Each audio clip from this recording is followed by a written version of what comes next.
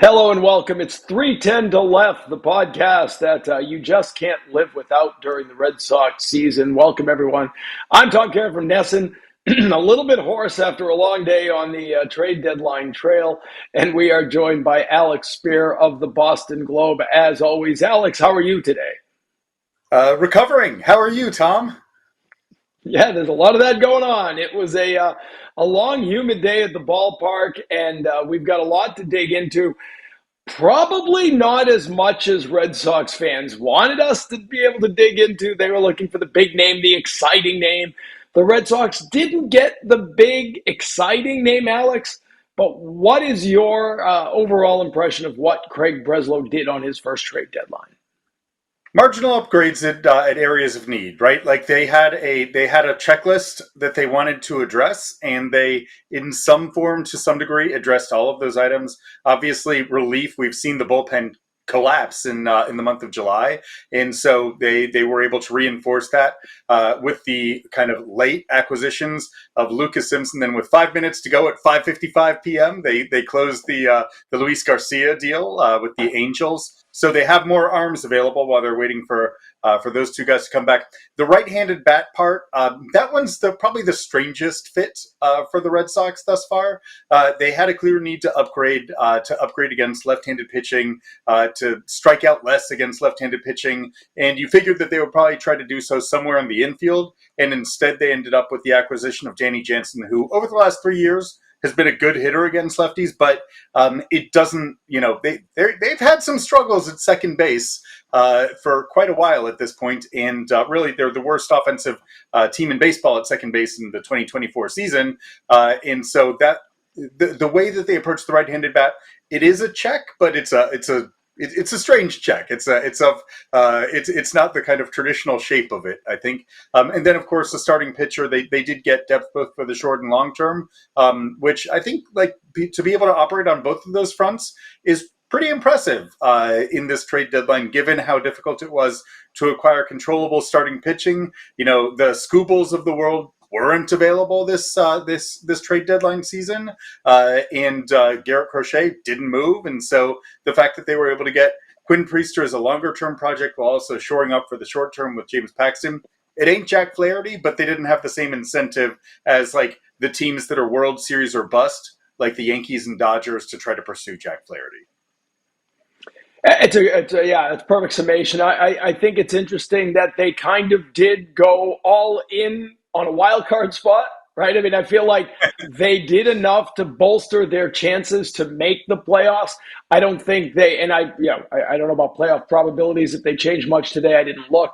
I don't know if they changed any realistic expectations of them winning the World Series.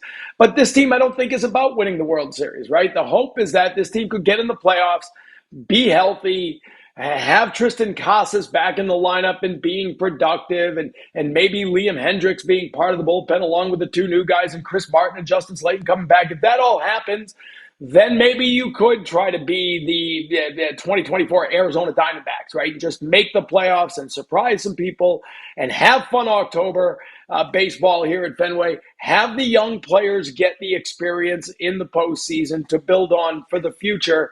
They didn't blow up any hopes for the long term. They didn't trade any of their top 10 prospects. And while they didn't get the big sexy name that I think a lot of fans wanted, they did address the needs that they said they would address. Marginally, with Danny Jansen on the offense, I agree with you that I think that the biggest surprise for me is I thought in that final hour yesterday we'd hear, again, maybe not an exciting name, but a right-handed bat that could come in and platoon and be part of the mix. Rengifo didn't move. Rooker didn't move. A couple of guys that you thought might fit. I thought Rengifo was there without having to give away too much, but maybe the asking price was just too much. And that seemed to be the framework that a lot of this happened within yesterday, right, Alex? I mean, the asking price was a lot. You saw the market set in the days leading up. Some of the trades, what they got for Kikuchi was crazy. What some of these deals brought back were crazy. And you had to just think, okay, they're not going to do as much as we thought because the asking prices have spiraled astronomically.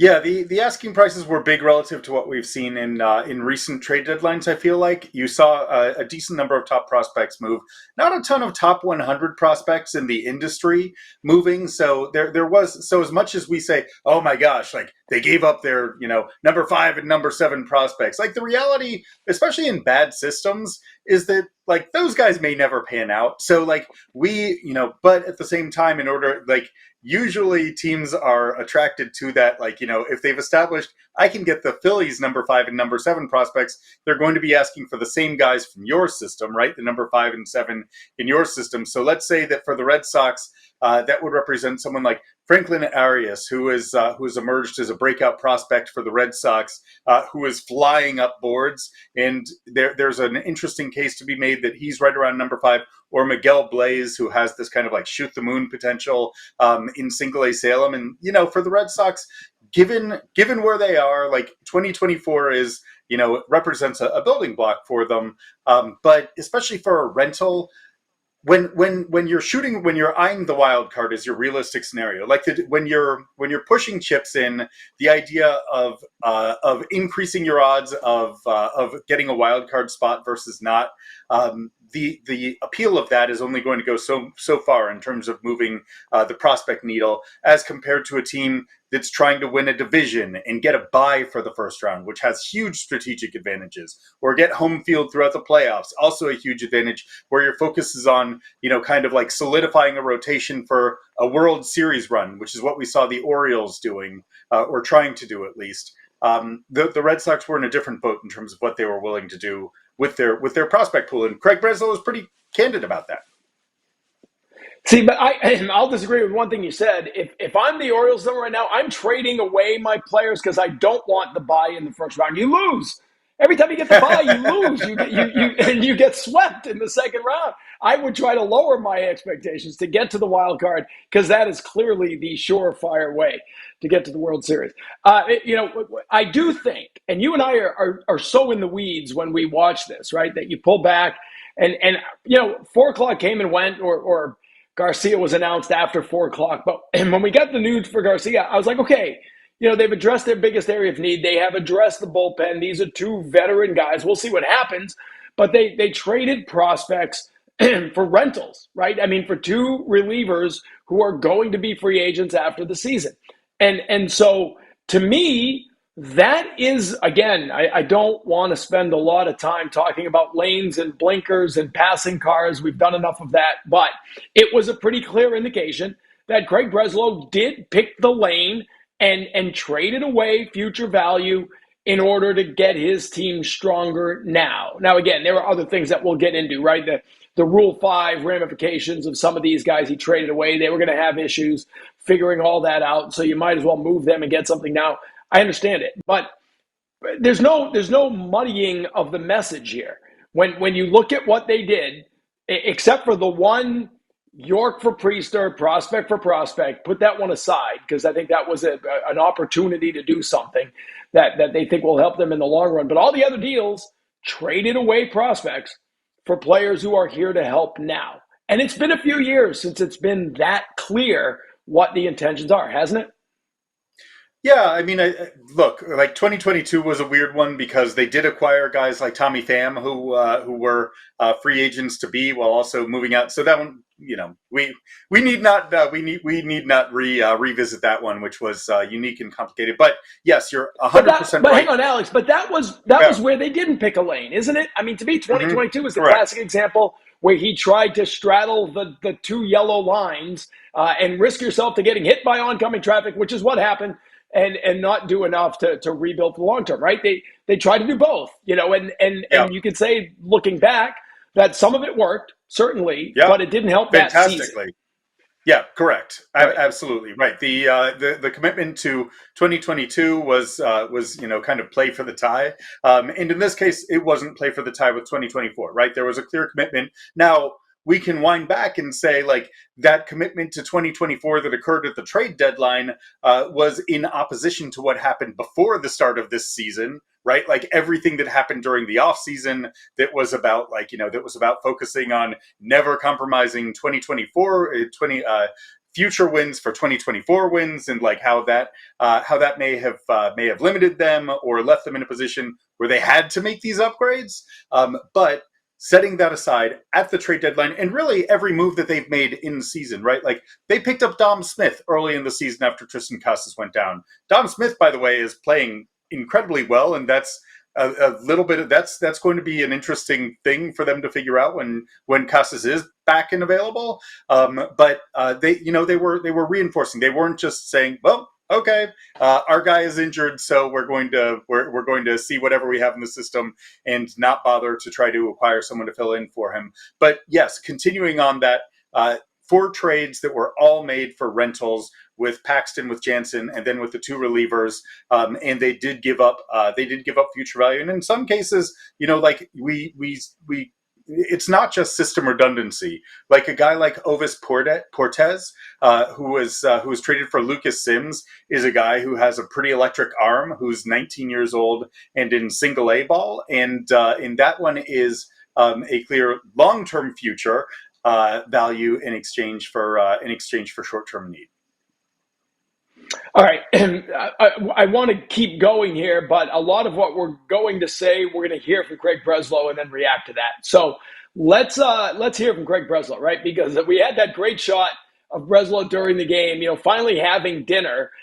John Henry walking down the steps to talk to him.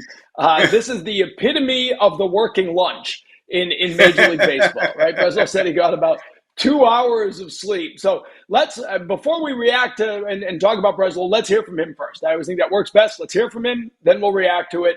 So here's what Craig Breslow said last night when he met up with the media around 7 o'clock, just as the game began, which is why, by the way, we couldn't show it to you live. We spent 2 hours promoting live coverage of Craig Breslow's press conference, but we thought we should show the baseball game, so we didn't get to show Craig Breslow. Some people would have rather heard from Craig Breslow than watch that game last night. I understand that now, but we didn't know that at the time. So let's hear from Craig Breslow. This is what he said after the deadline came and went, and he was done with his first Major League Baseball trade deadline as chief baseball officer of the Red Sox. First time in this seat, able to kind of follow the ups and downs, bit of a roller coaster. But I think that's pretty normal for this time of year. I think most fortunately we're able to accomplish what we set out to do. Yeah, you stated kind of some of the needs that you wanted to us in Colorado. How satisfied are you with the acquisitions? Yeah, I think anytime you can go to a deadline with a pretty clearly defined shopping list and walk out feeling like you accomplished it, I think you feel good about it. I think this team has shown that they are more than capable. We're winning. We have our sights set pretty squarely on the playoffs and deserve some reinforcements. So I think the combination of what we were able to bring in over the last couple of days and some guys getting healthy positions us really well. Can you talk about what Sims and Garcia bring for you guys? Yeah, so our bullpen was identified as an area of need.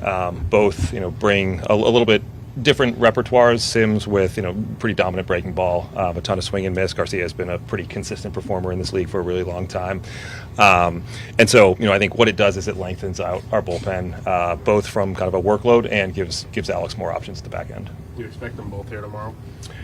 We're actually, as I was coming up, we're working through logistics, so I don't quite know what the timetable looks like for their reporting. You had said a preference was to get controllable players, but other than Priester, most of these guys are rentals.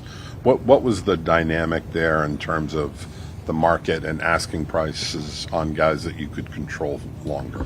Yeah, I wasn't alone in seeking controllable players. It turns out, I think, unsurprisingly, and a lot of what happens over the deadline is dictated by the opportunities in front of us. I think I was pretty clear that we didn't want to walk out of the deadline without addressing the bullpen, the rotation, and getting a right-handed bat. And our preference would have been to bring in controllable pieces, but in the event that those didn't exist, we needed to get rentals. Craig, you had talked about just the surplus of prospects in the system, the depth of the system, and how it's built up over the years, and to be able to trade several guys that are Rule 5 eligible. Was that sort of a goal almost heading in of trying to find guys like that would fit trades for you to be able to add to the current team?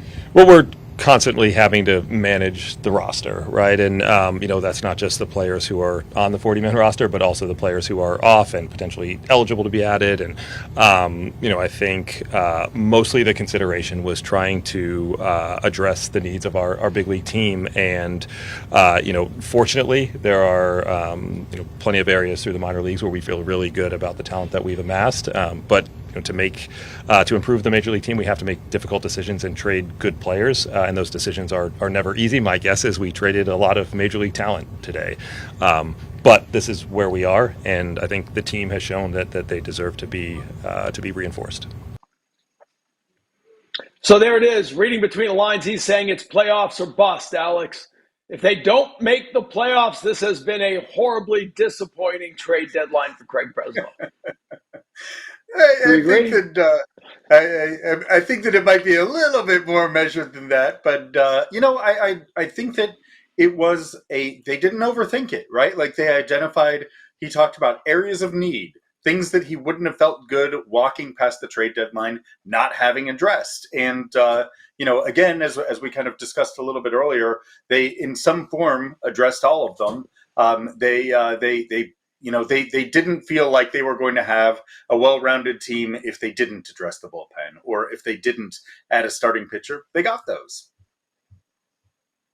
They did. And we saw Paxton last night make his Red Sox debut as we tape this. And I think we all agree that helps the depth of the starting pitching. Listen, I mean, you're watching these pitchers right now, and it's pretty clear that some of these guys are going to need a skipped start, are going to need a pushback, are going to need a breather. How much does a strengthened bullpen allow Alex Cora to accomplish some of that by maybe going to more not bullpen games, but getting to the bullpen sooner because now you have more arms that you trust out there?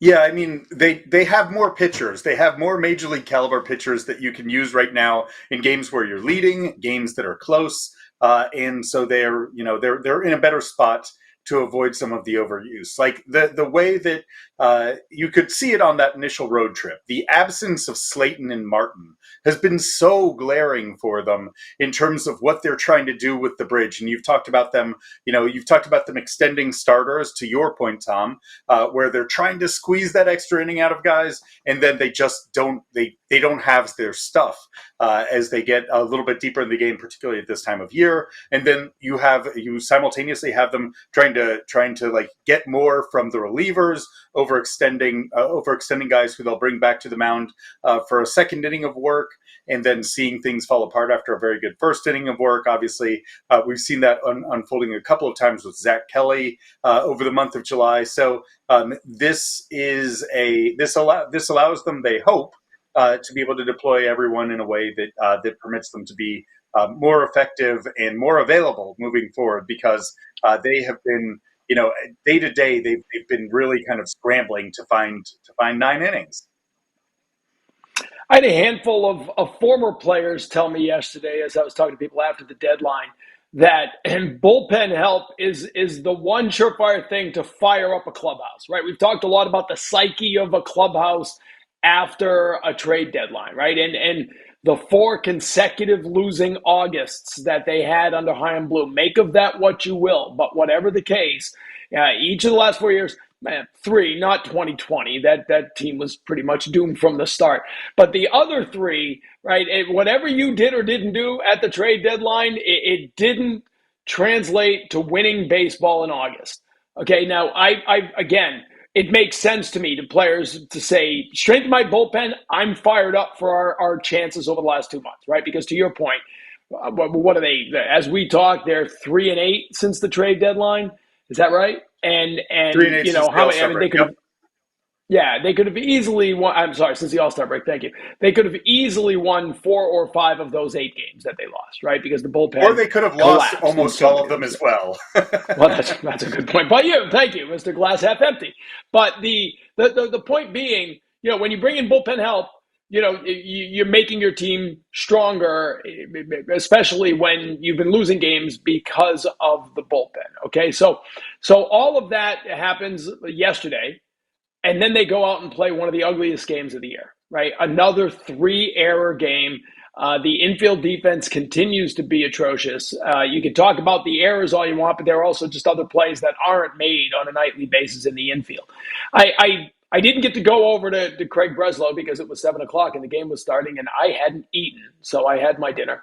And I didn't hear a lot of people talking about defense. Do you think there was ever a look? We talked about the right-handed bat. We talked about the relief help. We talked about starting pitcher. Was there any effort by this team to improve the infield defense at the trade deadline? Yeah, it's a great question that you raise, and I can't say definitively one way or the other. What I can say is that from the time that I talked to Craig Breslow in Colorado, and this was a handful of days before the trade deadline on the day that they ended up extending Alex Cora, he was clear about the three areas of need that they had identified. They were taking a broad-based look at, can we improve in whatever direction? That wasn't on the checklist, at least on the one that he identified and subsequently addressed. So, I think that you're looking at a team that when you have, say, Don Rafaela and David Hamilton on the field up the middle, you have guys with really impressive defensive tools. Obviously, excellent range on the part of both of those guys, given their speed. And frankly, Romy Gonzalez is also a guy who has speed and range.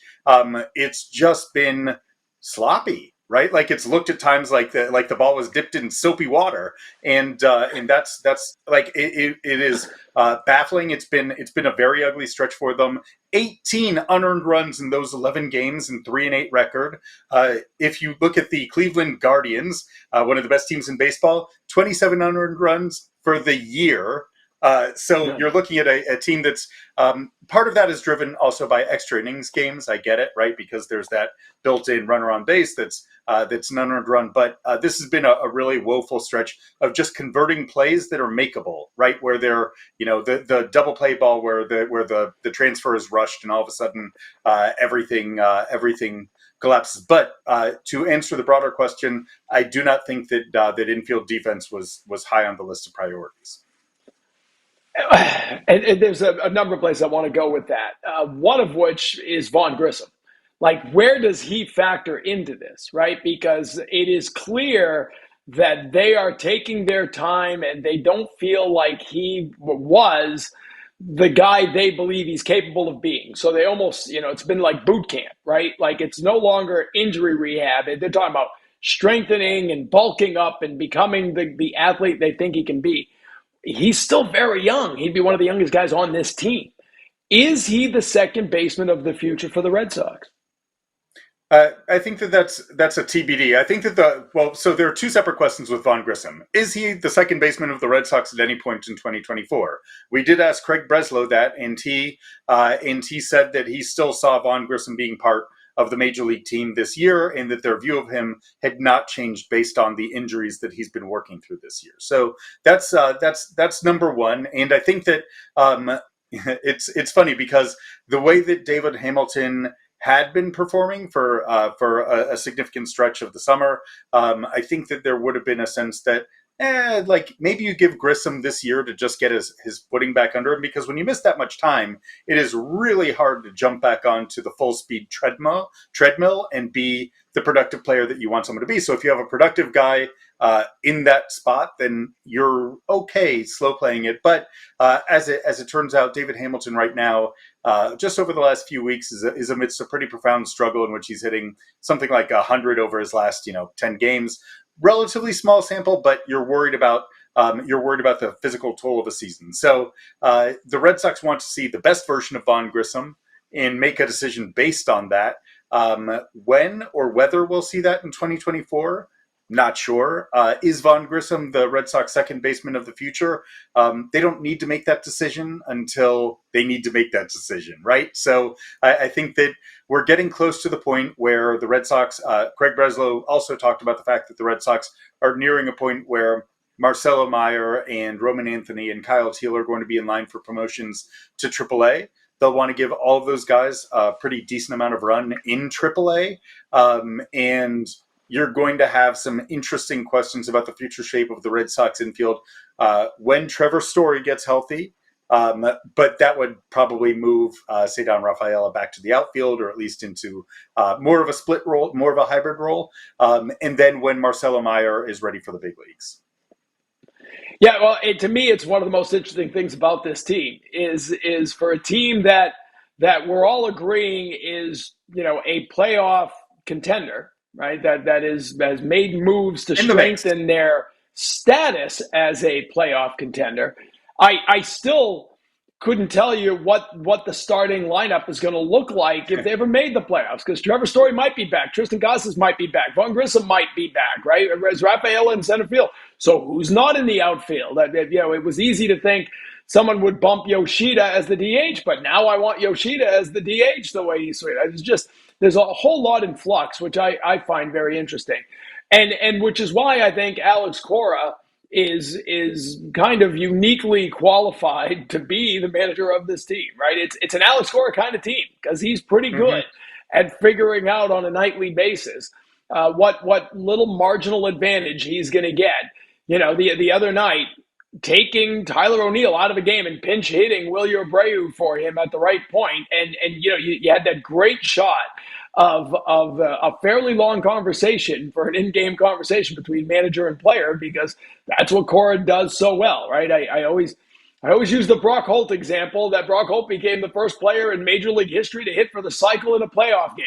He wasn't in the lineup the next day, and Brock Holt was okay with that because it was all part of the Alex Cora plan. Alex Cora now being locked up, I thought it was interesting. Someone I talked to from another team said it was really smart to lock up Alex Cora before the trade deadline, because what you didn't want was Alex Cora talking about what we need and what we didn't get and what are we doing here, right? Not that he would have been that blatant, but he's pretty good at getting that message out between the lines when he wants to. So let's talk about that for a second. I mean, I think it was, and I didn't think of it at the time, but looking back at it now, I think it was a pretty shrewd move to get the deal done with Cora so that everybody was locked up and in lockstep going in and going through the trade deadline. Yeah, that's a great point, Tom, and one that I had probably underrated as well. But the fact that they were able to have a meeting of the minds organizationally, like kind of talk through a lot of things in what they both described as a very authentic way, right? Like when you're having those contract talks and thinking about the future, you can have very open conversations about what you see as the future, as the direction of the organization, and I think that's really helpful for. As Alex Cora and Craig Breslow were, still kind of in a getting to know each other phase, the fact that you were able to take everything away, get them, make sure that give them a really great opportunity to see things from, through similar prisms. They don't want to see things through the same prism. They want to be able to challenge each other, but even having the freedom to do that behind closed doors and then share a publicly facing message, I think is great. And then you're right. Like first of all, you probably are operating in lockstep rather than having any having everything that Cora says viewed through the lens of like, oh, was that a veiled shot? And was that a reference to the fact that he's not going to want to be around? And secondly, it takes away another potential off-field distraction from the team with this like hovering question of like, once you get to August 2nd and they lose 3 straight games, well, Alex is still going to be gone. Or what does this mean for Alex's market value when it comes to the offseason if the Red Sox struggle again down the stretch? All of that stuff is set aside. And now the focus is simply on who's in the organization, how are they getting used, and what are they doing to try to win? All right, when you grade and look at a team's performance at the trade deadline, right, half of it is who they got and half of it is who they gave up, right? And so while I say, and I said at the beginning, that there wasn't the big, exciting, sexy major league name coming back in any of these deals, there wasn't. And let's put Nick York aside because I think that trade is put aside. Okay, that's a prospect for prospect. I want to get to that on its own in a couple of minutes. So let's table Nick York and remove him from this conversation. When we look at the rest of the prospects, because that is one name that fans have gotten to know, and I think some people, certainly Red Sox fans, think Nick York's got high upside, and you saw what he was doing at AAA Worcester. But the other prospects, when you look at the list there, if you had to pick someone, and again, most of these guys are players that not a lot of fans know a lot about. Talk about top 10 prospects in the organization. If you had to pick somebody on that list that you're worried about coming back to haunt the Red Sox, who would you go with? Yeah, I think that the biggest upside guy is Ovis Portez, who I referenced earlier. He's the guy who has an electric arm. Like he was the Red Sox Florida Complex League took a field trip to the Trop earlier this season, and it was funny because there's this like lanky pitcher who's like a head taller than everyone else, right? Like 6'4", 6'5", and you're kind of poking around and it's like, oh, this is a guy who throws effortlessly 96, touches 98, room to fill out and start throwing harder, and also evidently has a slider that no one sees out of the hand, and so getting crazy swing and miss numbers at the very lowest levels of professional baseball. So he's the kind of shoot the moon upside guy, but of course he's a pitcher and he's years from the big leagues. So whether or not that's the guy who that's I would say that's the riskiest part of the trade that the Red Sox engaged in. The guy who there might be a few moments in the next year or so where you're like, oh, that guy would have helped the Red Sox. I would guess it's Matthew Lugo, who made really, really nice progress this year after struggling badly in 2023 in Portland. He returned to Portland this year, made some improvements in the offseason with his plate discipline and swing decisions, and had an incredible run in Double-A, where he was the best hitter in Double-A for the first couple months of the season. In Triple-A this year, after his promotion, he was okay, not spectacular, but he's a guy who probably has a chance, especially if he's able to move between positions rather than just being stuck in left field, to be a quality, productive big leaguer who's like a nice supporting cast member for a while. All right, let's talk about the Nick York trade, or as we would call it, the Quinn Priester trade. I thought it was fascinating. It's the kind of trade you don't see a lot of during the season, right? These are usually off-season trades because, I said it on the air as it happened. It's, to me, they're the same player, just at different positions, right? You've got, they're both first-round picks. They were both top 10 in the organization at one point. They'd both slipped a little in their value, but still young enough where they have a long time ahead of them. In their own separate ways, they were sort of blocked in their respective organizations. So why not make the swap? The reason most people would react to is because maybe you could have used Nick York to get more to help this team now. Instead, you decided, I'm going to use Nick York to get a 23-year-old pitcher, the type of young pitcher that we have very little of, right? The type of, the Sandlin type of trade. This is why you traded Shriver. This is why you tried to get guys like Richard Fitz in trades. You've been trying to bulk up your pitching depth as best you can because there's been so very little of it. They did that here. So to me, it spoke for itself. I was surprised that there was such a reaction, and I think it's just because everyone dreamed that Nick York would be the centerpiece of the Jack Flaherty deal, right? Or would be how you got Crochet. Well, that probably wasn't going to happen, everybody. What do you make of what they did get? What do you make of Quinn Priester, and what do you make of that trade? Yeah, so Nick York burst onto the scene right after he was taken as a 2020 first-round pick, and while we were all sitting at home watching live feeds of alt-site games at McCoy Stadium, he made his professional debut to kind of say goodbye to McCoy, and looked good, had a couple of good at bats, then had an amazing 2021 season that put him firmly in probably top 50 territory in terms of prospects in baseball. And it felt like, oh, this guy could have really considerable upside. It's kind of been an up and down for him in the couple of years since, with a pretty big up in 2024, where he reestablished the player who he thinks, and I think he's pretty dead on, is going to be the best version of himself, which is to say, line drive hitter whose focus is on lining the ball to right center and then letting everything else play off of that. So left field line to right center, line drive, gap to gap hitter, and not necessarily the power monster that you would say oh, that guy is going to be a perennial all-star. I think that Nick York has a chance to be a solid everyday second baseman in the big leagues. Some people question his defense. I think that his defense is a little bit underrated because he does a great job of doing something the Red Sox don't do a great job of right now, which is converting balls that he gets to into outs. But I think that, potential solid everyday second baseman.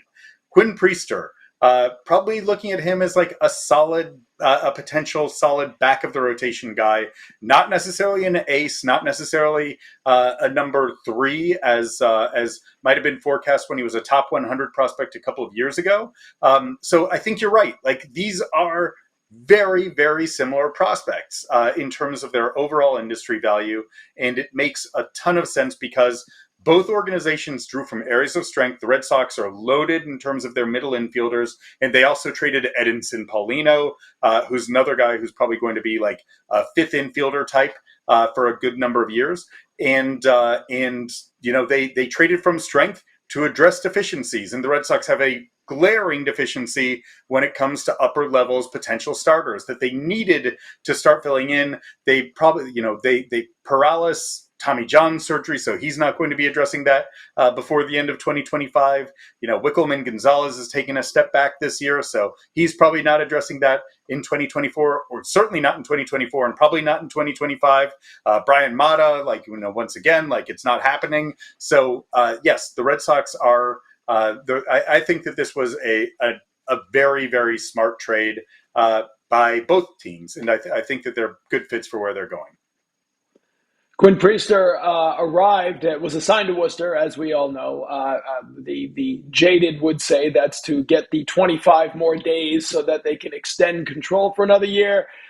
Baseball organizational people with the Red Sox will tell you there's things he needs to work on in Worcester. And maybe we'll see him in a few weeks, like 26 days from now. We'll see how that plays out. Called the Nick Pivetta scenario, by the way. That's exactly what happened with Nick Pivetta when he was acquired in 2020. They kept him in the minors. They kept him at the alt site for exactly the number of days required to keep him under team control for one more year.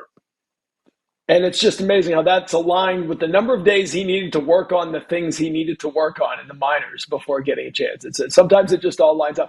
I'm glad you bring that up, though, because I've had a few people talk to, a few industry people say, it'll be interesting to see if Quinn Priester becomes Nick Pivetta, not that type of pitcher, but the success track, or is he Connor Seabold?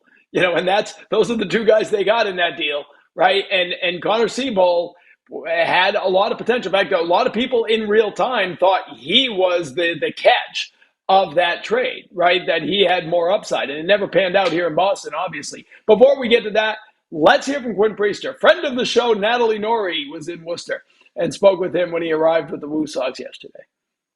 Excited. The organization speaks for itself, the history and the city and everything is there's a lot to be excited about. Be able to wear Red Sox across my chest, it's really special and something that's still setting in. Every single hour I'm here and being a part of the organization is really special. Interesting guy, dominating numbers at AA, good numbers career-wise at AAA, really good career numbers this year at AAA, has had no success at the major league level as of yet. The general consensus, everything I've heard, is if he can add a couple miles an hour to the fastball, if he can find a little more velocity, the secondary stuff should play. What do you hear about Priester? And will he be someone they could turn to in September to maybe help with a little bit of depth, even if it's out of the... Yeah, I think that Priester would certainly be a potential candidate to represent depth, whether it was to the rotation, if they need a spot start, or whether it is as a kind of multi-innings reliever. They're definitely open to that possibility in the shorter term. But they acquired him because they want to see what his upside is as a starter. He does have he's obviously in AAA now. He has an option left for next year, so they can take whatever time they think they need in order to try to develop the best version of him. But you're absolutely right. Craig Breslow yesterday said there's some things that we can play around with in terms of pitch mix and also strength program, which is to say, like, Let's bump up the velo from being a guy who sits at 93, which used to be fine in Major League Baseball, but now that's below average for a right-handed starting pitcher, which is that's just where we are. And so you want to see where guys' careers can go if they're getting more power to stuff. And that's the state of the game. That's the state of the game at this point. But there are elements that they really like, which include he throws strikes, right? He works in the strike zone, so that's a good default. If his body moves in a way that allows him to stay in the big box, and then he also, while throwing in the strike zone, he also has typically gotten not too much hard contact against him, so that's pretty promising. So walk rate is good. Exit velo type, not hard hit rate type numbers are good, despite that sky high ERA. And so then from there, you hope to like bump up the swing and miss a little bit, maybe, in order to get a better rounded pitcher who might be able to slot in at the back of a major league rotation. All right, we've only got a few minutes left. I want to get to what this means to the prospects people care about for the most part, right? The big three, the big four, whatever you want to call them, but the top prospects, right? Meyer and Anthony and Teal have been languishing away in Double-A in the beautiful city of Portland, Maine. They've been hitting home runs onto my soccer field where the Hearts of Pine will play next year. So when will they stop damaging the soccer pitch and start launching their home runs to Union Station in Worcester? How imminent is movement here for the top prospects? Yeah, really, the left-handedness of their top prospects has been very dangerous for your group there, Tom. I think we're on days from this moving. Craig Breslow again was asked very directly when might they move up, and he said we meet every week to discuss promotions, and we'll be meeting again on Monday. So it feels like. It would be surprising, I think, if we got to next Tuesday and that group hadn't moved up. I will note that Marcelo Meyer on Tuesday left a game with very mild hip soreness that the Red Sox think is essentially a non-issue. They're incredibly conservative with how they approach health stuff with minor leaguers, but I would expect all three to move up. If there's anything more significant than that mild soreness, then maybe that would change the trajectory. But I wouldn't expect that. I think that it's going to be AAA go time for those guys. Which is great stuff. It's going to be fun to watch that. So let's wrap it up here with the inevitable exercise of grading what the Red Sox did. What would you give Craig Breslow and the Red Sox for a grade after their performance at the trade deadline? Haven't we moved beyond grades? Haven't we just gone straight binary, pass, fail, or satisfactory, unsatisfactory, or whatever? Yes. You want to give them a pass, fail? Let us know. Did they pass or did they fail? I think pass. I think that they're better. They're better than they were. They didn't hinder their future. They accomplished much of what they wanted. Like as we noted at the top, it was imperfect. So were I limited to those letters, then it certainly wouldn't be in the A bracket. I think that you're probably looking, depending on how grade inflation works, and I'm pro grade inflation, but it's somewhere just as an academic exercise, not in baseball. But I think that it's probably somewhere in the B's insofar as they did make a number of moves to get somewhat better. They did better than at least one of their wild card competitors, the Twins, who sat around twiddling their thumbs and did not reinforce their group, which is surprising. I don't think that they were too far off from what the Royals did. The Royals might have added a little bit more, but with a much greater sense of urgency because they haven't been good for a longer period of time. And I think that they probably didn't match what the Astros and certainly the Mariners did at the deadline, but again, the Mariners are operating with a pretty profound sense of urgency, and those teams are competing for a division title rather than that. What do you got, Tom? Are you a grader? I am a grader. No, I'm a grader. I would give them a B minus. I guess I'm a little tougher grader than you. C plus was my initial thought. But which again is, I was not Ivy educated like you. I was not academically driven. I think a C plus and B minus is a perfectly fine way to send this. I would never tell my kids that, but you got through it. You got through it. It's your freshman year. It's his first year. It's his first semester. A B minus is perfectly fine. It probably isn't for an academic like Craig Breslow, if we were talking about academics, but we're talking about Probably baseball. hasn't gotten a lot of B minuses. That's right. So there you go. Sorry, Craig. Here's your first B minus. Okay, with the curve, I'll give you a B. I think they got through it. I think they did marginally accomplish what they needed to accomplish. I think, again, I'll give them an incomplete because I think, if Quinn Priester turns out to anything, this becomes a really good trade deadline. I keep going back to that as a sort of outlier because I just think it's such a fascinating trade in this day and age. You just don't see many of those prospect for prospect. So that could be real upside that turns this trade deadline. Can you go back and, it's like changing an error to a hit later?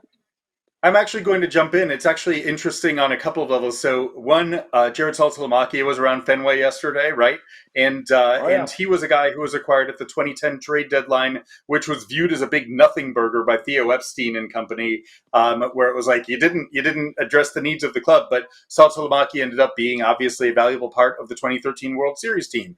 And for that matter, 2012, the Red Sox made a move to acquire at the deadline Craig Breslow, and they acquired Craig Breslow and actually Stephen Wright, which in what was viewed as kind of a deadline where they did not move to shore up the soon-to-be sinking Bobby V ship, and they instead, it was like, you're making moves that are on the margins and fringy. And obviously Breslow ended up being a very important part of 2013. Stephen Wright, further down the road, who was acquired for Lars Anderson, also ended up being a significant contributor. So yeah, I actually think that a lot of times the best trades, the best deals are the ones that end up being these kind of addressing future value deals. But you're right. It's we have a short-term grade and a long-term grade, and we have no idea what the long-term grade is going to be. But short-term is kind of the primary focus. So we can revisit. I look forward to the 5th year anniversary of the 2024 trade deadline episode that you and I will be doing in 2029. Yeah. Yeah, well, I'm going to go with your projections that this show's on the air in 5 years because, again, you are more analytically inclined than I am, so I'm going to assume your projections are better than mine. Mine say there's no chance we're here for the 5th anniversary, but what do I know? I agree, and that's why the Priester thing's important because that is the only deal they made for the long term. Right, everything else is to make this team better, which is why I'm pretty happy with it. I think a B minus is a good grade because I think they've helped this team a little bit, and this team has been pretty good without the help. We'll see if the bullpen helps enough. But that's it. We're out of time. That flew by. Alex, it was fun. Well done, and we appreciate your undying, you've been, how many, real quickly, I say we're done. And I always do this in interviews too. Final question, then 9 questions later, I'm finally wrapping it up. But how many years have you done the trade deadline special with us? And I know you haven't been every year, but I'm trying to think of that yesterday, and we didn't really have a chance to get into it. It's got to be like 15? Yeah, right around 10. No. I think I'm around 10 because I started doing stuff with Nesson in 2015. So, yeah. 2015. Okay. Yeah. So 10. Yeah. So this is, yeah. It's a long time. Yeah. Pretty long time. It was disappointing. We've done them all. And except here's a little, and we don't have time for this, but I wasn't there for the Nomar trade. I took the day off. And it was a Saturday afternoon. We didn't do a trade deadline special back then, and somebody was having Jack's a milestone birthday. Yeah, it was Jack's birthday, and it was somebody else's birthday. We were on the Cape for a milestone birthday, and I got a call, get in here. And I was like, so I tried to get in from the Cape. You can't get in from the Cape on a Saturday afternoon. Nope. It was going to be like a 4-hour drive. So anyway, yeah, thanks for helping yesterday. It's always fun. I love the trade deadline show. It's not like it used to be. There aren't as many last minute blockbusters, but the unknown is always fun. It is. And Tom, I would like to give you a great inflated A. Thank you. That's because I cheated. But that's fine. I'll take it. All right. I'm being told we're out of time. So we're out of time. Alex, we'll do it again next week. It was fun. Thanks. Thanks, everyone. That does it for 310 to left.